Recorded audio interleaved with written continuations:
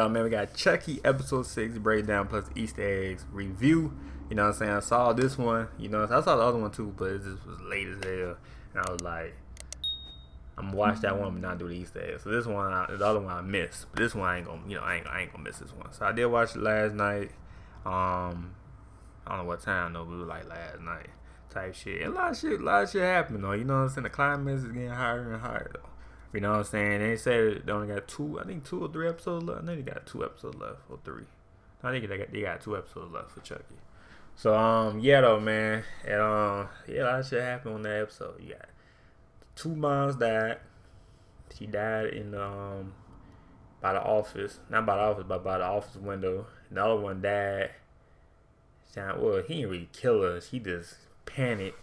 She just really panicked and like trying to get off of me, and then she just fall right in the stairs and, you know what I'm saying, broke her neck type shit. You feel me, man? And yeah, and I know it's like the girl that was like playing that woman and shit. That's Chucky's wife though. I realized, cause I was like something about her though, and they you know they show her, you know, got possessed to that human body, and that was, you know, Chucky's wife and shit. Now the other girl, she playing 2 sides though. You know, she got a soul, well, part of the soul of Chucky and then part of the soul of her own body. But I think now she transferred to her own body, and I think he gone somewhere though, you know, type shit. So I think she gonna kill her though. I think she gonna kill her ass, or less put her in the doll body, cause you know she got that toy and shit. So she might do that type shit. I don't know yet, but we got some episode 7 though. But yeah, it's a breakdown, man. He said, man, let's see what's gonna happen. I said what's gonna happen. What's going? Yeah, let's try the video. Let's get it. Thanks so much for clicking on this video. My name is Chris. You know, it was only like 10 minutes ago I was in my Spider-Man outfit, and then I had to switch that out because I also got to talk about Chucky. In my mind, I was thinking it's crazy to be obsessed with 2 wildly different things, and then turns out they were not so different. Yeah. That, I ain't gonna lie, that did remind me of something too. She felt so slow motion. You know how they put slow motion when you about to die and shit. You know, I put that song and shit. Yeah. Different when you put the new trailer and this episode of Chucky side by side. I found that kind of funny. But what I'm going to do here for you guys is giving you my breakdown of episode 6 of the Chucky TV series. Man, was this one filled with a lot of surprises, mainly a lot of surprise kills that I was not expecting. I'll be pointing out Easter eggs and hidden details that call back to previous Chucky movies, but I'm going to need you Chucky heads out there, part of this cult, to also leave me your opinion down below. We are only 2 episodes left. Things are at the... Yeah, okay, so 2 episodes left. Okay, so yeah. So we got this 2, and then the last one is this finale. Boiling point, and this show to me has not disappointed thus far. Nah, this show good as hell though, man. I hope they make a season 2 of this show. You know what I'm saying? You know, I hope they do. Alright, so this shit good as hell though, I ain't gonna lie. Episode 6 of the Chucky TV series here, we open up with a narration from Tiffany Valentine, who lets us know what we missed in the previous episode. I really like that just as much as I liked seeing Andy Barkley and Kyle return to the franchise, and where they're doing a bit of an yeah, got the OG. That's and hunting down the remaining Chucky dolls that are out there. I guess X-Files might be an outdated reference, so I'll say Sam and Dean from Supernatural. Either way, it was nice to see them in a different attire trying to hunt down these Chucky dolls, and this one in particular, I was curious to find out what connection it had to the family, but it looks just like with Jake Wheeler. This was just a random house that Chucky decided to sneak upon into, and the shocker to me as a fan is that this Chucky doll we had actually already seen before. Oh, shit.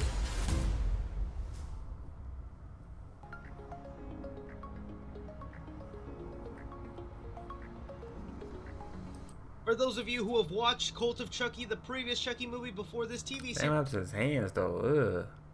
Up to his motherfucking hands though and shit. You will recognize that weird burnt hand, and that this is one of the escaped Chucky dolls from the end of that movie, and that's essentially what they're going ahead and hunting down. And I thought it was one of the most badass moments seeing Andy Barkley, played by Alex Vincent, just shoot this doll in the head. He just shot him with no remorse, boy. He did like bow. Hello. Teaming up with Kyle to end its life, with Chucky going, "Fuck you, Andy!" Goddamn, you Andy. Great reintroduction. Cutting to the title card sequence of this episode, where it's made up of a bunch of glass, something that'll come to play later in this episode. Cutting back to Andy and Kyle as us longtime fans finally get a bit of closure to see what these people have been up to since we last saw them. And I did like how they showed flashback scenes to childhood. Yeah, I like that shit too. They show you. I like that, man. Play too, just to kind of hone it in for the new audience members. It's also cause you know a lot. Cause you got you got a lot of new audience watching this shit. You know you always gotta have new people. So that's good. They do flashbacks to make people know like these are the OGs of the shows, you know, back in the day type shit. But yeah. So nice to see that Kyle does have some sort of love interest in her life, with Andy looking at that photo, showing that at least Kyle does have a happy life, because we get hints that Andy is really messed up in the head from the trauma that Chucky left him. As Kyle starts asking Andy why did he keep the head of the original Chucky doll locked up in a safe to torture for several years. The scenes between Andy and that Chucky doll were some of my favorite moments in Cult of Chucky, and it's kind of nice to get an elaboration on that, where Andy mentions that he learned it from military school how to torture this doll, and also getting to know thy enemy. But what might be really sad to some fans of Bride of Chucky and Seed of Chucky is Kyle does mention here that she took care of that Chucky doll, so essentially what this means, we say goodbye to the stitched up Chucky doll look for good. That has been an iconic look for Chucky. That look good though. Look crazy though, but that look good. For several years, it was a new look for the character that I thought was very welcomed, even if it signified a more comedic Chucky to me. And it's kind of sad to know that that last piece of that Chucky doll is now gone. We then cut to our new main characters, who are in the middle of class with Miss Fairchild as she gets arrested for all the crimes and murders going on. She got arrested on some dumb shit, man. I was like, man, she cool though, that black woman, but she an asshole at the same time though. Like, she cool, but she an asshole, you feel me, type of shit, man. She put him in jail for no type of reason, for she just doing her thing, for and they just don't like her like that. I'm like, man, at the time I be like, yes, that's good she died, but at the same time, like, it's fucked up. But yeah, she an asshole for that shit though, no cap. On in Hackensack. This really took me by surprise, because I did not see any connection whatsoever to how Miss Fairchild could. That's what I was saying though. That's why I was like, I was lost, like how she did it, but she didn't do shit. But study, you know what I'm saying? This in school, doing what she wanna do. You know what I'm saying? Type shit. We'll do what she do. So I ain't understand this shit. Okay. Murders. This also doesn't play well into my theory of thinking that Miss Fairchild is somehow Glenda in disguise, and it's kind of the only thing that is still bugging me about this TV show, that we are only 2 episodes left and we have no idea what this big fish plan is that Chucky has. Chucky mentioned by episode 2 that he does have a plan and why he's back in Hackensack, and I assume framing Miss Fairchild for these murders with putting her fingerprints on some of the weapons. Yeah, see, he did that shit though. Connecting her to some of these other victims is all part of Chucky's plan, but I'm just like, I want to know already, man. And again, I'm still loving the dynamic between this trio, LDJ, where they're starting to discuss, okay, what do we do? Coming up with the idea that they need to get in contact with Andy Barkley, as yeah, that would be the smart thing. Yeah, cause he the only person that like know what's going on type shit. So he like, you feel me? Of course you gotta call him up, man. As in their universe, he's the most prominent figure to ever yell, Chucky did it. Bringing us back to the hotel room in Hackensack, where we find Tiffany and Chucky still being a little bit of. I thought she was, you know what? That's what I thought when she was doing this, bounce something down. I thought she was bouncing on that dick. I ain't gonna lie though, no cap, real shit though. Real shit, no cap. Lovebirds, and we get a call back to Bride of Chucky, where we see Tiffany stuffing a body into a suitcase. This wouldn't be the first time she does this, as in Bride of Chucky, she did this exact same thing to one of the victims in that movie, and I thought this was a great little callback to that. And I gotta say, the Chucky and Tiffany scenes right now are kind of my favorite part of the series. Just seeing their bicker back and forth really works well for me. Like, I totally see Chucky in the body of Nika when she's talking, but we don't get to stay with good old Chucky for long, as really quick Tiffany decides to slice into the body, spraying some blood. Yeah, now she fully turned to herself, like, you know, her original body, and now I think she gonna possess her and put her in a toy body. I think, you know, in that scene when she ordered a toy, you know, from the house type shit. I don't know yet, but you know, we see episode 7. on Nika's face. It causes Nika's soul to come forward, making her fall to the ground as she's still paralyzed. And I feel like I'm sensing a pattern now, because the same way that Nika came back into her body in the previous episode was at the sight of blood on a knife, and then it happened again here. I got a lot of dope new tech I gotta show you, bro. Word? Upstairs. I remember being young and being inspired by technology. As she was being sprayed by blood. Yep, sprayed by It blood. feels like that might be the triggering thing that has the soul coming back and forth, is just the sight of blood. If not, it's just a huge coincidence. From here, though, we do get a flashback to Hackensack in 1987, where we're at the prime they get that man off of Charles Lee Ray and Tiffany Valentine's relationship. Still completely blown away and absolutely loving that Fiona Dourif is playing her father here as Charles Lee Ray, and this time around the actress who plays Tiffany fits the part a lot more, and I've gotten a lot used to the dubbing now, as it really fits well with the characters. We can see here that they're wanting to purchase this vehicle in town, with the owner then having to inform them that a couple was murdered in it, decapitated actually, and it seems very likely that Chucky and Tiffany were behind that murder. Fact, nobody want the car. No cap. They're hoping to get this car as theirs. In the middle of this conversation between them, though, we do get a call back to a famous Chucky line, where the owner of the car mentions that a true classic never goes out of style. This is a line that Chucky likes to use, and I guess it even made him mad that the guy didn't use it correctly. A true classic never goes out of style. Teaching him a lesson and slicing him away while stealing his car. I did think it was rather odd. While the old man is bleeding, he's still asking for the $1,000. Fact, that was like, how you still talking if your throat fucked up? If you know what I'm saying? He said it's $1,000. I'm like, how you still talking? But you fucked up though. You know what I mean? Like you feel you got your throat sliced up. So it's like, how you? That was unreal right there. No cap. Like I saw that, I'm like, how you still? That was unreal right there. Kinda goofy, but I'll let it slide. Yeah, it was though. No cap. Flashback scene with Charles Lee Ray pulling out a book that says the ultimate book of voodoo, showing us his interest in wanting to practice the arts of voodoo. We then finally cut to the middle of the conversation where it looked. Man, I thought she was cheating, folks. We all thought that she was cheating, but the whole time she got a, you know what I'm saying? She, it was her health reason and shit. You know what I'm saying? That shit's sad though. No cap.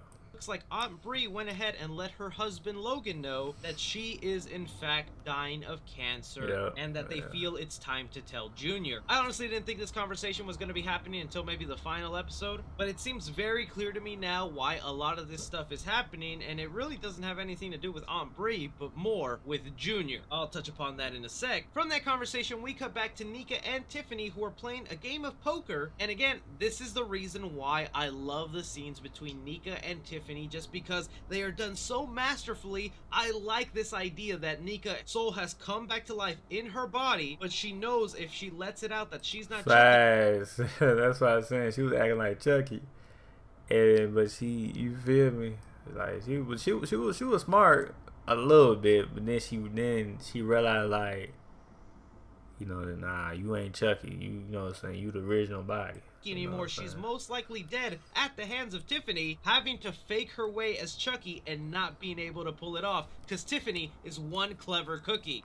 Facts. That's why I said she was a smart one. Okay. I thought it was so brilliant the way that she had to stab Nika's leg to test to see if she was the one in charge of the body and paralyzed, and then the reveal that Tiffany actually prefers company with Nika instead of Chucky, which some fans might take a problem with, but I feel like it's perfectly in line with all the history Chucky and Tiffany have. Sure, they are a couple of lovebirds who will always get it on, but time and time has told us when Chucky and Tiffany spend too much time with each other, they grow to hate each other to the point that one of them always ends up killing the other one. And it's clear here that Tiffany has grown very fond of Nika, so much so that she wants to live in a new house together. But not just any house, Chucky's childhood home that is being sold to them by a realtor that we saw in the Halloween episode that took a bite out of the razor apple Chucky handed her. The other thing I want to mention about this plan that Tiffany has to have Nika to herself, we clearly see her grab a good guy doll box, and in the previous scene she was talking about wanting to get rid of Chucky so she could just be with Nika. I wouldn't be surprised if Tiffany takes it upon her own hand to split the souls, put Chucky. That's what I was saying. I think that's what she gonna do though. She gonna do that spell and put it on the doll, so that she can live, you feel me, forever type shit. Chucky's soul in a new Chucky doll. Yeah. That way Nika can have her body to herself and Tiffany can just stay living with her. As all of this is going on, we see our main characters finally go ahead and call Andy Yeah, they Barkley finally and call inform Andy, them yeah. of their situation, with Andy being very experienced with the situation, offering them good advice while they drive their way to their location. And in the other room, we find Lexi and Junior having a conversation where Junior... This Junior is stupid for, like, why you gonna break up her ass for?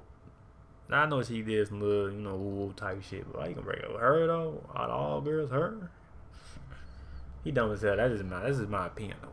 You know what I'm saying? You know you a dumb motherfucker, but hey, that's my opinion though. No cap. Yeah. is opening up to Lexi about his mother dying. Lexi obviously being a little too focused on a...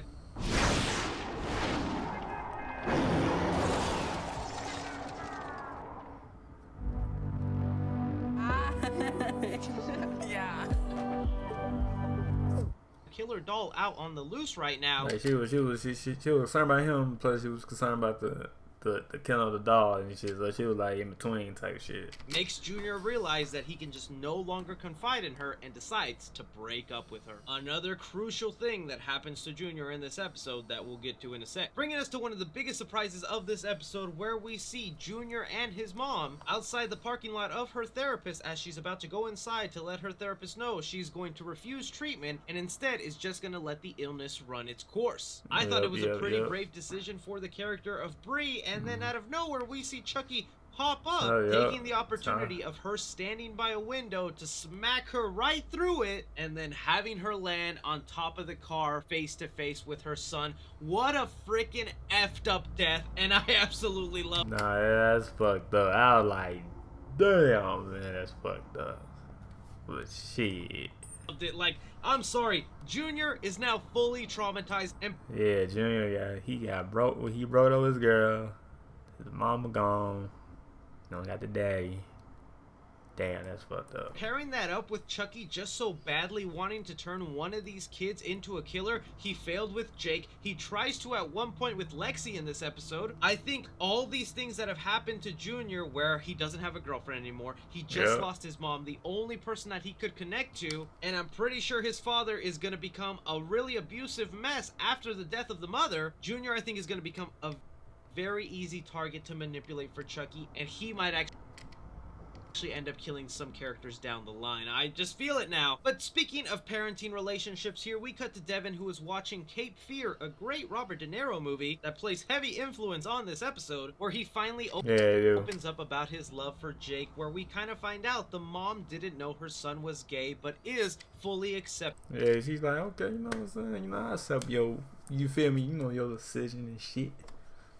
Of his life. And honestly, that should have been the red flag to me, that they were making a great connection between mother and son for the heartbreak that would happen later. But we'll get to that, because we quickly see Devin go ahead and take the advice of Cape Fear, wanting to set off little triggers in Junior's house so that they know if Chucky has walked in. This is where we get another little callback to the first Child's Play movie, that whenever Chucky came to fight Andy Barkley for the first time, he snuck into his apartment through the chimney, and that's exactly how he got into Junior's house. Finally bringing us to the trio LDJ trying to fight off Chucky here, with Devin getting a little good tase of Chucky flying him across the room that I thought was hilarious. Nah, it was though. It's made even better with... But then he couldn't get his thing working, like his electric or some shit working.